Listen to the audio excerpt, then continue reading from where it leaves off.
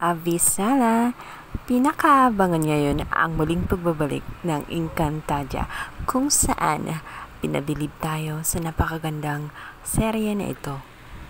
Kaya naman marami ang excited sa muling pagbabalik nito. Natatandaan natin nung nakaraang Encantadia kung saan ito ngang si Kylie Padilla ang gumanap na amihan. Talagang nabigyan niya ng justice ang napakaganda niyang role bilang isang amihan, ang brilyante ng hangin. Ipinahanga nga tayo ni Kylie kung gaano siya kagaling na aktres, kung paano niya dalhin ang kanyang sarili sa pagkikipaglaban. Talagang hindi mapagkakaila na siya ay isang anak ng isang action star na si Robin Padilla. Kaya naman hinahanap-hanap ng mga netizen at sinusubaybayan ang mga sequence ng Encantadia. Isa pa sa pinakaabangan din ng lahat ay ito ngang astig na si Danaya. Napakagaling din ito na ginagampanan ni Sanya Lopez na siya namang may hawak sa brilyante ng lupa.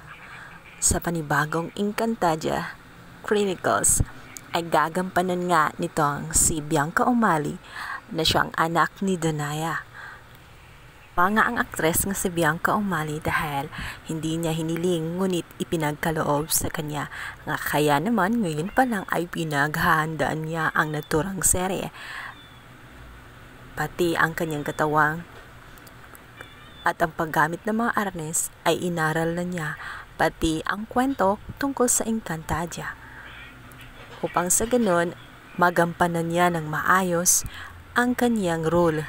At ipinapangako niya na hindi niya bibiguin ang sinuman na nagtitiwala sa kanyang kakayahan.